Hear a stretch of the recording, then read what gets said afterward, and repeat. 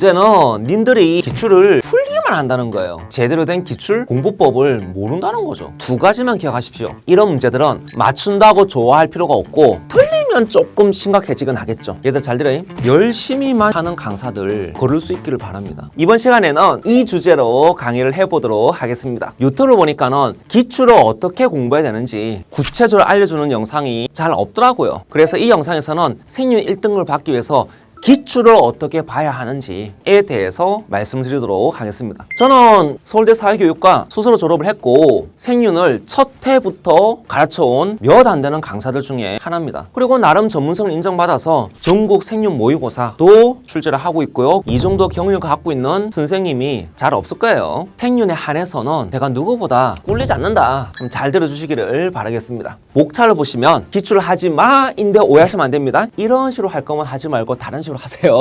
그리고 그 다른 식이 어떤 식이냐, 이렇게 연결됩니다. 일단 수능 준비하신 분들은 모두 기출을 풀까요? 그렇죠? 일단은 기출 다 풀겠죠? 설마 안 풀진 않겠지? 근데 문제는 님들이 기출을 풀기만 한다는 거예요. 제대로 된 기출 공부법을 모른다는 거죠. 여기 보면은 수능 생윤 이거 어떻게 맞췄냐 라는 글이 올라와 있지 않습니까? 그러니까 기출이었다, 기출 공부라는 댓글이 달리잖아요. 어떤 수험생은 수험장에서 이거 기출 문제네? 하고는 맞추는데 또 다른 분은 수험장에서 기출인 줄도 모르고 심지어 틀려버려요. 예적거지 않습니까? 라고 하면은 좀 섭합니다. 왜냐? 이번에도 있어요. 이건 어떤 분이 올해 수능이랑 어떤 사설 모의고사를 갖다가 이제 비교하면서 이 사설 좋다 라는 글을 올리니까 밑에 또 댓글이죠. 기출에 나온 거 틀리는 게 이상하지 않느냐 라는 댓글이 달리고 졸라는 접니다. 그거 기출이다. 지적한 선지 기출이다. 그래서 오지간한 사설 다 나온다. 심지어 제가 만든 사설에도 나와요. 보시다시피 시험장에서 기출 활용한 선지인데 그걸 모른다는 거죠. 자, 그러면 기출 공부를 어떻게 해야 하느냐, 두 가지만 기억하십시오. 첫 번째, 쉬운 주제 독해 문제는 편하게 풀고 넘어가. 두 번째, 킬러 문제, 통수 문제들은 선지만 보지 말고 제시문도 함께 봐.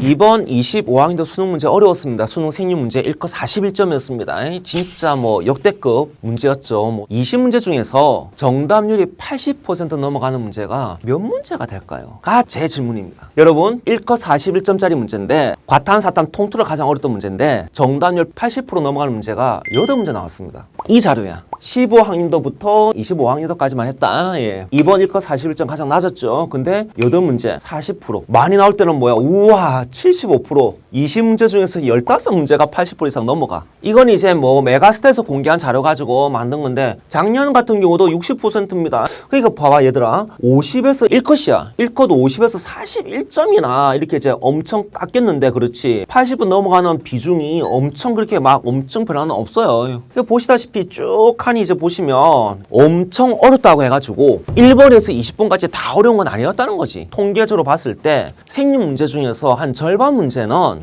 개나 소나 풀 수 있는 문제라는 거죠. 선생님, 그 개나 소나 푸는 문제가 정답률 80%입니까? 라는 건데 대충 보자면 그렇다고 볼 수 있을 것 같습니다. 왜냐고 하면 우리 객관식 오지선다형이잖아. 찍으면 정답률 몇 프로 나와? 20% 나오거든? 찍어도 20% 나와. 80%에 20% 더하면 100% 나오거든. 80% 이상 넘어간다는 얘기는 그냥 얼추 다 맞춘다. 대부분 다 맞춘다. 엄청 공부할 필요 없다. 그런 문제라고 하는 거죠. 그러면 우리가 기출문제를 풀 때 이런 정답률 80% 이상 되는 문제들을 신경 쓸 필요가 있다 없다? 답은?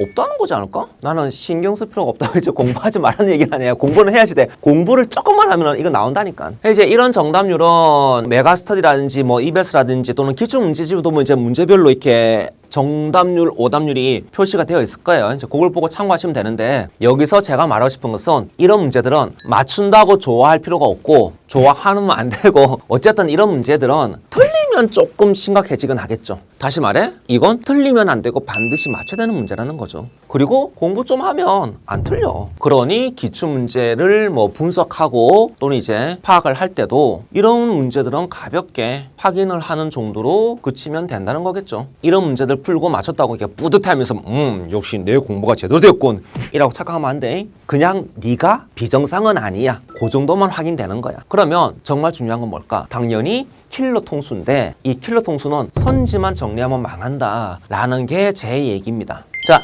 여기서부터가 진짜 중요해. 님들이 일단 생명 공부를 시작했으면 문제가 되는 건 뭐 당연히 킬러일 거고 뭐 가끔씩 뭐 통수 또는 뭐 준킬러가 우리를 엿먹이는 경우가 있기는 한데 뭐 정답을 치자면 한 50% 미만 문제들 그리고 이제 뭐 가끔씩 한 60% 이렇게 왔다리 갔다리 하는 그런 정답을 보여주는 문제들이 문제가 됩니다. 님들이 기출을 본다 또는 뭐 기출을 푼다 라고 할 때 이런 문제들이 이제 선지들을 열심히 OX를 하시면서 공부를 하시는데 선지 보는 게 당연하긴 해요. 그래서 제가 선지 보지 말란 얘기 한 게 아닙니다. 선지만 보는 게 문제라고 하는 거지. 요걸 한번 보고 설명할게요. 이건 25학년도 9월 평가원 12번 문제고요.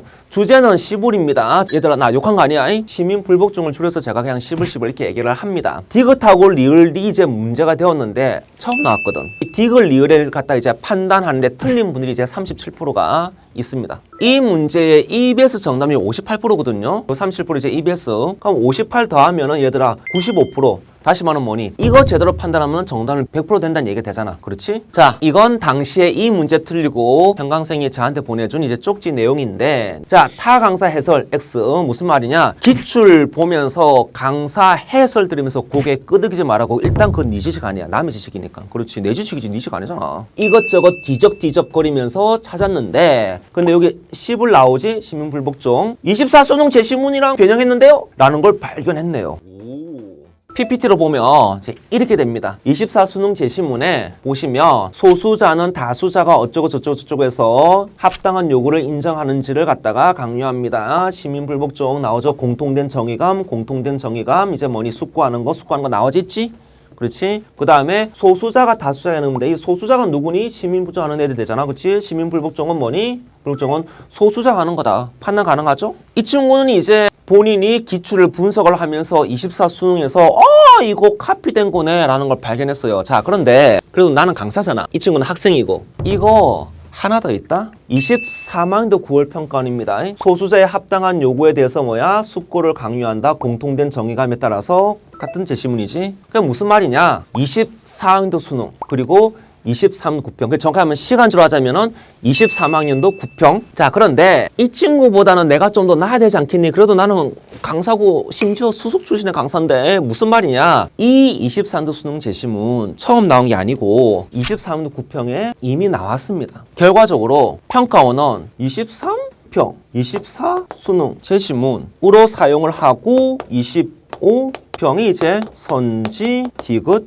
리을 이렇게 이제 활용을 하였네요. 그런데 그걸 모르는 분들이 많다는 거죠. 하나 더 보겠습니다. 25학년도 수능 문제 1부입니다. 자, 니은 선지인데 니은 선지 오답률이 EBS 기준입니다. 35%가 나와 있습니다. 자, 이 니은이 병이죠. 그렇죠? 근데 병이 이제 싱어거든. 그래서 이제 니은입니다. 니은이 싱어에게만 해당하고 칸트나 레오폴드에게는 해당하지 않는다라는 게 이제 이 니은 선지가 되는데 다음 PPT를 한번 봐주시길 바라겠습니다. 자, 25 수능 니은입니다. 동물의 고통에 대한 이제 동정심은 도덕적 의무가 하지 않는다. 25학년 9평입니다. 생명이 있는 애들한테 풍조 다루지 말라고 인간의 자기 자신에 대한 의무, 인간에 대한 의무에 배치되는 거야. 25 6평. 동물을 폭력적으로 대화하는 거, 잔인한 방식 다루는 건 뭐니? 자기 자신에 대한 인간의 의무와 대립된다. 수능입니다. 폭력적으로 다루면 고통에 대한 공감, 고통에 대한 동정심, 고통에 대한 공감 무뎌져가지고 결국 안 좋아진다. 인간의 도덕성에 안 좋아진다. 계속 있습니다. 23학년 6평입니다. 살아있는 피조물, 동물 될 수 있겠죠? 잔인하게 다루는 것은 인간 자신에 대한 의무를 거스르는 거다. 어디까지 나오니 이거 정말? 동물을 작게 다루는 것은 인간 자신에 대한 의무에 어긋난다. 동물을 학대하는 행위는 고통에 대한 공감을 둔화시키고 고통에 대한 동정심을 둔화시키고 그러한 행위들은 뭐야? 인간 자신에 대한 의무에 어긋난다. 이 제시문이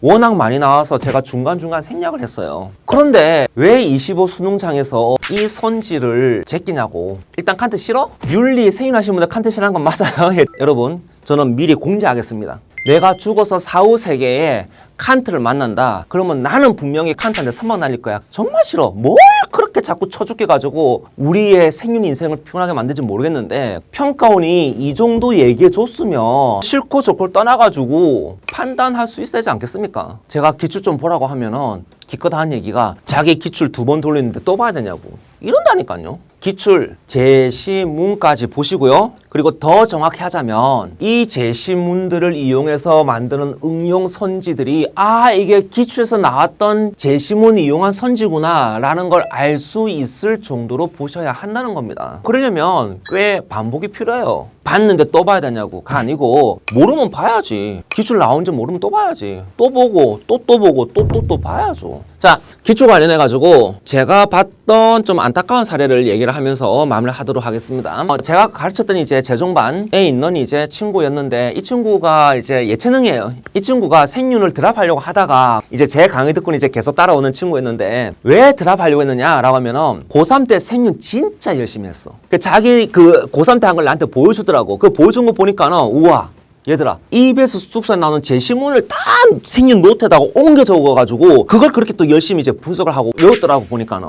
그래서 나한테 이제 자기 노트 보여주면서 나 고3 때 열심히 노력했는데 고3 때 4등급. 그런데 제 수업 들으면서 고3 때 한 것에 반의 반도 안 왔는데 지금 이제 뭐 1등급, 2등급 왔다 갔다 하고 있다고 얘기를 하면서 이제 저한테 이제 뭡니까? 이거 선생님 정말 신기한 과목이에요. 이러더라고. 근데 그게 공부 방법의 문제야. 내가 이 친구한테 물어봤어. 야, 고3 때 아니 이 수특수한 제시문을 왜 이 노트에다가 옮겨 적었느냐. 자기 가르치는 학원의 선생님이 수특수한의 제시문들을 엄청 강조하면서 이제 이걸 시켰다고 하는 거야. 그것도 얘는 또 뭡니까? 성실하게 그 선생님 얘기를 따라 했죠. 자, 분명히 얘기합니다. 이건 열심히 한 건 맞아요. 그런데 얘들 잘 들어요. 열심히만 하는 강사들 걸을 수 있기를 바랍니다. 열심히 하는 건 맞아. 근데 열심히만 해서는 안 돼. 열심히 and 잘 해야 합니다. 수특수한 있는 제시문 분석할 시간에 기출 제시문 먼저 분석하세요. 그걸 다 했어. 저 이제 기출 제시문 이제 씹어 먹을 수 있습니다. 그럼 이제 수특수한 이제 공부할까요? 내가 너라면은 생윤, EBS, 수특수한 따위 할 시간에 국어나 수학 할 것 같아. 그게 더 내 입시에 더 나을 것 같은데?